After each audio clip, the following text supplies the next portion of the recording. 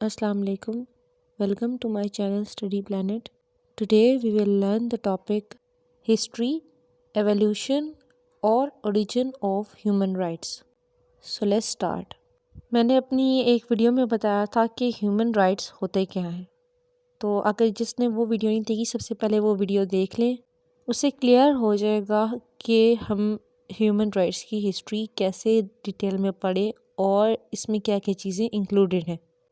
तो history of human rights में कुछ पीरियड्स हैं और इन पीरियड्स में ह्यूमन राइट्स के ऊपर मुख्तलिफ डिक्लेरेशंस हुई, उन पे काम हुआ, तो इन पीरियड्स को ह्यूमन राइट्स की हिस्ट्री में एक इम्पॉर्टेंस हासिल है। तो सबसे पहला पीरियड है द साइरस साइलेंडर 539 BC।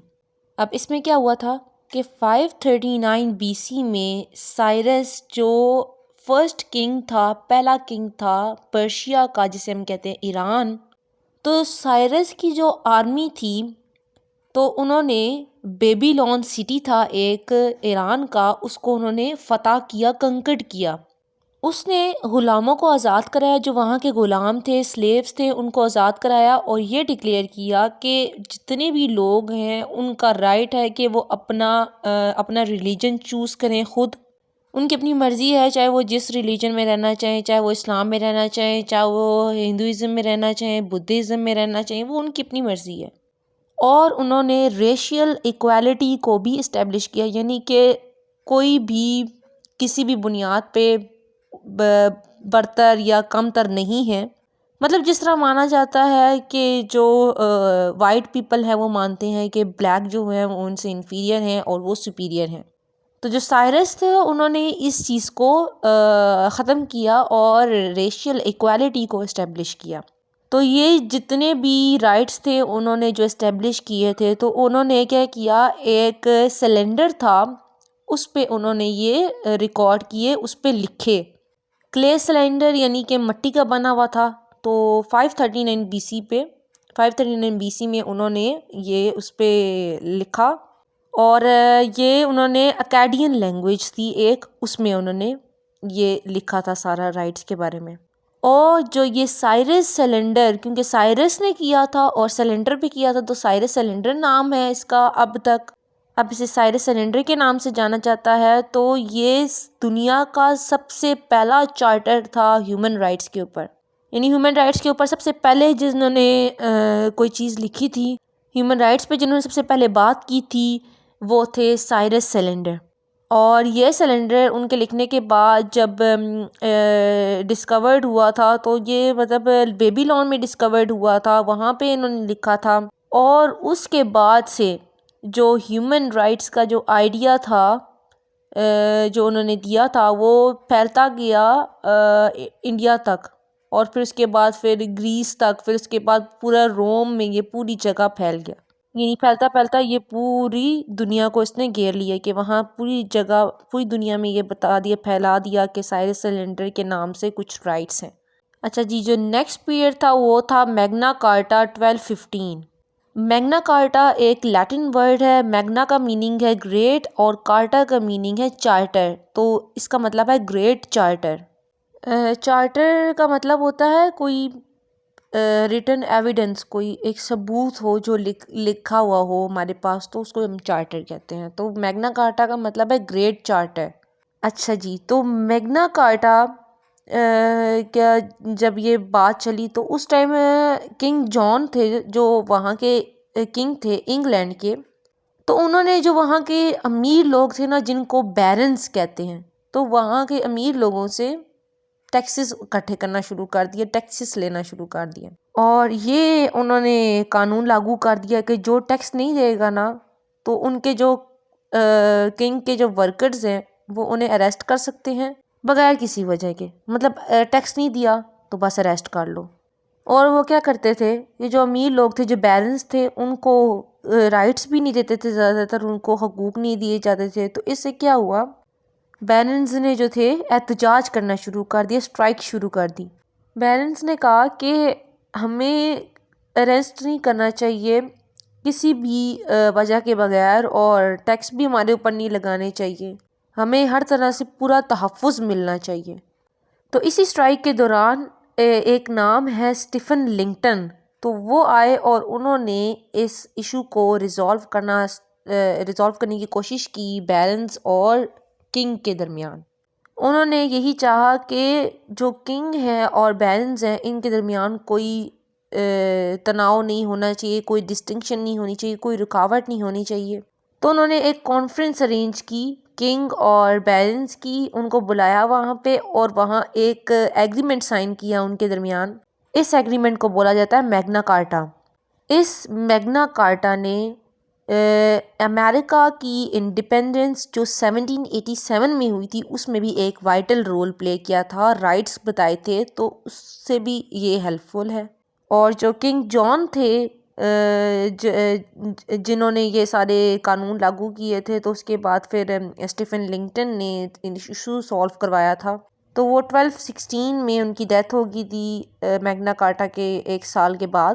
میگنا کارٹا کو آج بھی مانا جاتا ہے کہ فریڈم کو، آزادی کو بنانے کے لیے، اسٹیبلش کرنے کے لیے اس کی جد و جہد میں یہ ایک بہت کروشل ٹائم تھا یہ، کیونکہ اس کے دوران بہت ساری اسٹرائکس بھی ہوئیں، مطلب کافی سارا احتجاج بھی ہوا، تو نقصان بھی ہوا، تو یہ بہت کروشل ٹائم تھا۔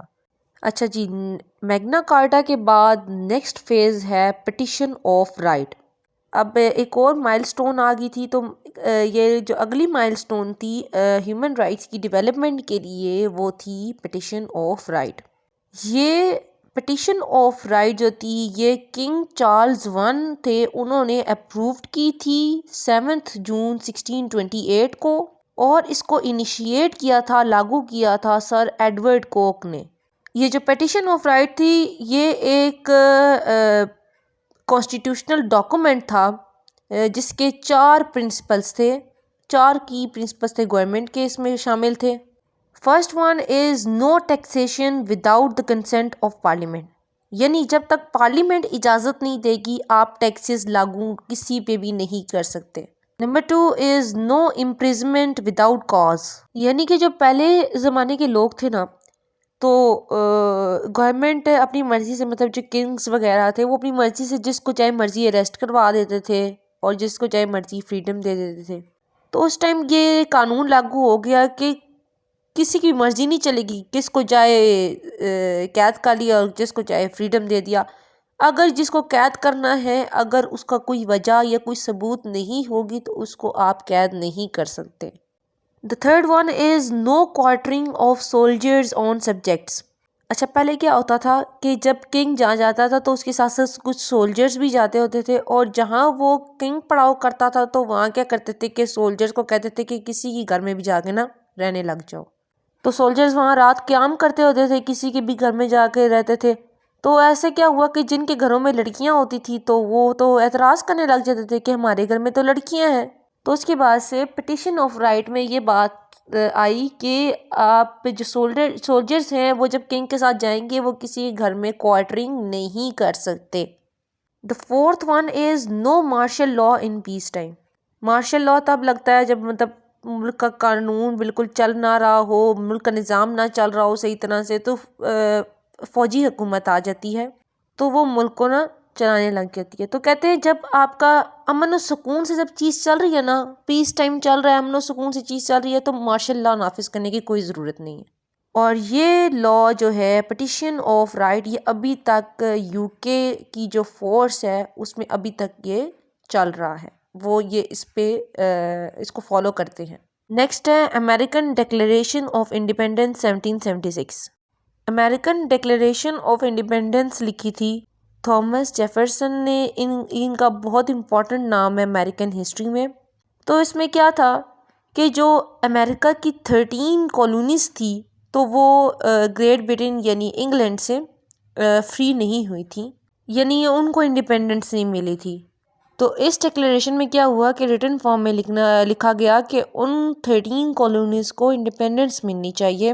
تو وہاں اس ٹائم ایک پارٹی تھی جس کا نام تھا کانگریس، تو اس میں ایک ایکسپلینیشن یہ بھی دی گئی کہ کانگریس نے کیوں ووٹ کیا تھا 2 جولائی کو، تاکہ ہم جو ہے گریٹ برٹن یعنی ہم انگلینڈ سے جو ہے وہ انڈیپینڈنس حاصل کر سکیں.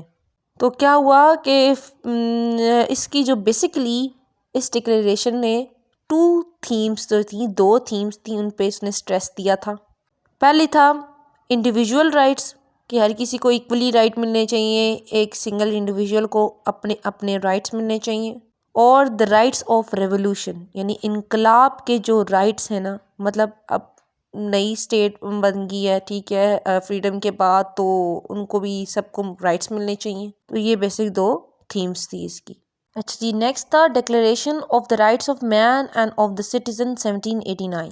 اچھا جب مین سے لگتا ہے کہ شاید یہ صرف مردوں کے لیے بنی ہو، لیکن یہ وومنس اینڈ مینس دونوں کے لیے ہے. یہ ایک فرینچ اورینٹڈ ڈاکومنٹ تھا جو وہاں کی اسمبلی نے پاس کیا تھا. اچھا جی، 1789 میں جو فرانس کے لوگ تھے، انہوں نے جو وہاں کی حکومت تھی اس کے خاتمے کے لیے کیا کیا، یعنی کہ احتجاج کرنا، کام کرنا شروع کر دیا جی، کہ وہاں کی جو حکومت ہے اس کے خلاف جانا ہے، اس کا خاتمہ ہونا چاہیے.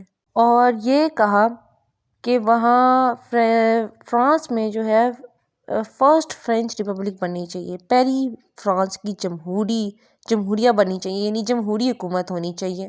تو اس جو جتنا سارا یہ ہوتا رہا، مطلب لوگوں نے اسٹرائک کی، تو اس کے 6 ویکس کے بعد، 6 ہفتوں بعد، یہ rights of man and citizen جو ہے یہ ڈکلیئر کیے گئے، یہ نافذ کیے گئے، اعلان کیا گیا ان کا. یہ کہتا ہے، یہ ڈکلیریشن کہتی ہے کہ جتنے بھی سٹیزنس ہیں، جتنے بھی باشندے ہیں کسی بھی ملک میں رہنے والے، ان کو یہ رائٹس جو ہیں وہ گارنٹی کیے جائیں، ان کو دیے جائیں. فرسٹ آف آل لبرٹی کا مطلب ہے کہ ان کو آزادی ملنی چاہیے. سیکنڈ از پراپرٹی، یعنی کہ ان کو ایک رہائش کے لیے جگہ ملنی چاہیے، اور ان کی بھی مرضی ہے، اگر ان کے پاس پیسہ ہے تو وہ جہاں مرضی چاہے جگہ لیں. تھرڈ ون از سیکیورٹی، یعنی کہ ان کو تحفظ بھی ملنا چاہیے.